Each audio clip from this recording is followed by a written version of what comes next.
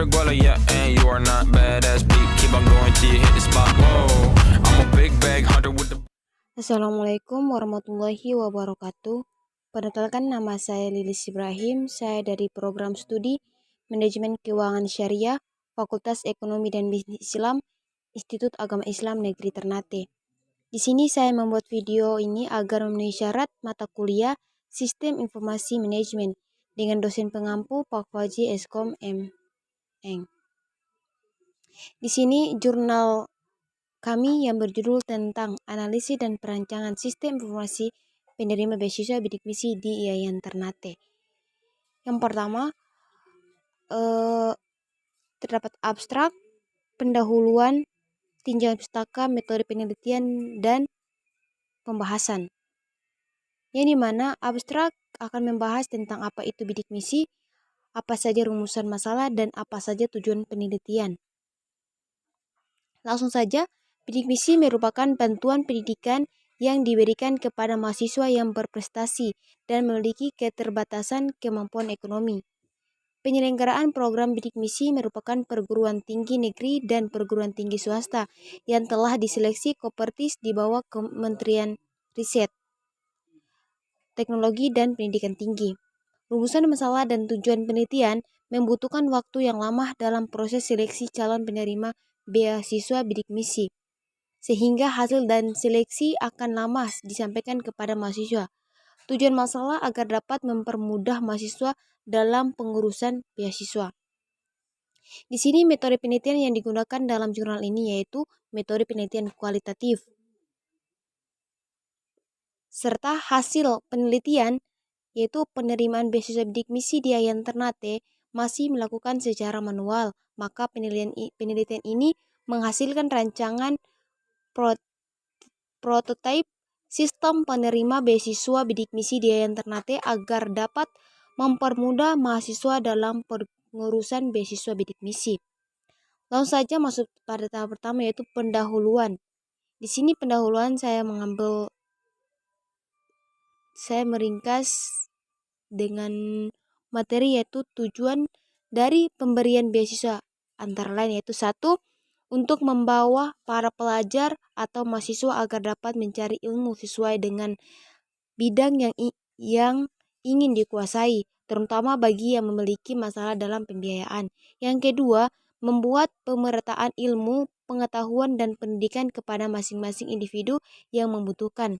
Terus yang ketiga, mencetak generasi baru yang lebih pintar dan cerdas, karena adanya bantuan beasiswa ini dapat memberikan kesempatan kepada para penerus bangsa untuk mendapatkan pendidikan di jenjang yang lebih tinggi. Ya, mungkin itu saja pembahasan tentang pendahuluan. Kita masuk pada tinjauan pustaka. Di sini tinjauan pustaka yang akan kita bahas adalah penelitian sebelumnya. Dalam penelitian ini terdapat 2 penelitian yang kami mengambil yaitu N. Guswarni dan Kasiahan. Di mana penelitian yang digunakan yaitu terkait analisis dan perancangan sistem informasi penerima bidik misi dengan menggunakan teknik pemodelan struktural dalam bentuk DFD dan ERD untuk menggambarkan hasil analisis dan desain sistem. Hasil dari penelitian ini menampilkan menu pendaftaran peserta, pengelolaan admin, dan laporan. Dalam penelitian ini ada persamaan dan perbedaannya. Maka pada penelitian sebelumnya, untuk penelitian N. Guswarni dan Kasiahan, kesamaan yaitu sama-sama menggunakan judul analisis dan perancangan sistem informasi penerima beasiswa bidik misi, serta metode penelitian yang digunakan. Perbedaan dari kedua penelitian ini yaitu pada lokasi.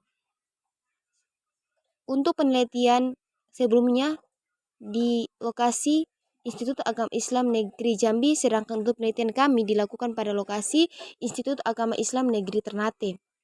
Ya, mungkin itu saja tinjauan pustaka. Kita lanjut pada metode penelitian.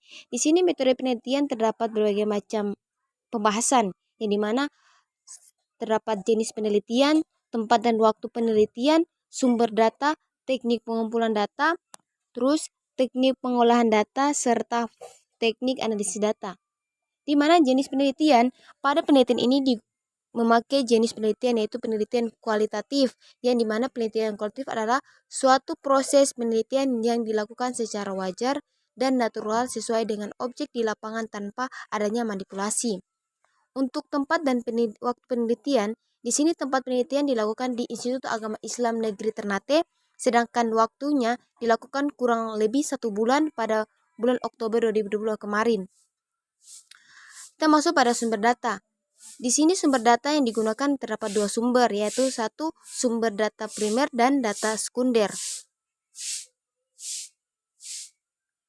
Maka jenis data yang digunakan dalam penelitian ini adalah kualitatif. Dengan sumber data yang digunakan yaitu berdasarkan pada pengelompokan yaitu data primer dan data sekunder. Kita masuk pada teknik pengumpulan data. Di sini teknik pengumpulan data terdapat 3 teknik. Yang pertama itu observasi, yang kedua itu wawancara, dan yang ketiga itu dokumentasi.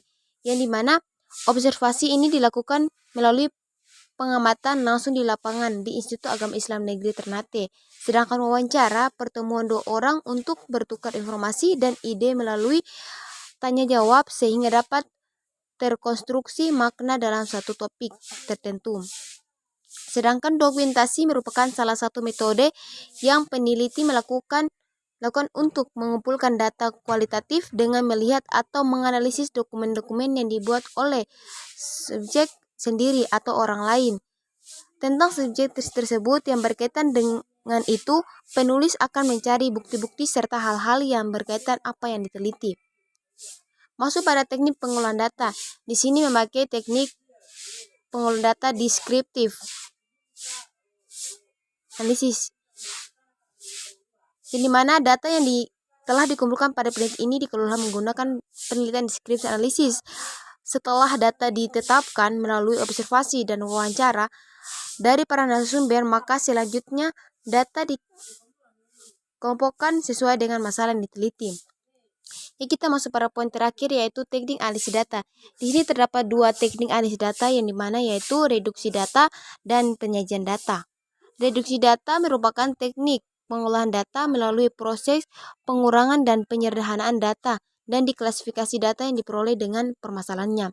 Yang kedua yaitu penyajian data, yang dimana dilakukan dalam bentuk uraian singkatan, bagan hubungan antara kategori dan sejenisnya. Dalam hal ini, yang paling sering digunakan untuk menyajikan data dalam penelitian kualitatif adalah teks yang bersifat naratif. Ya, mungkin itu pembahasan singkat tentang metode penelitian. Kita masuk pada pembahasan. Di sini pembahasan terdapat 2 pembahasan yaitu analisis sistem saat ini dan analisis proses bisnis. Di mana analisis sistem yaitu tentang calon penerima beasiswa, tentang aplikasi Microsoft Excel, tentang berkas pendukung mahasiswa, dan terakhir yaitu mahasiswa kesulitan.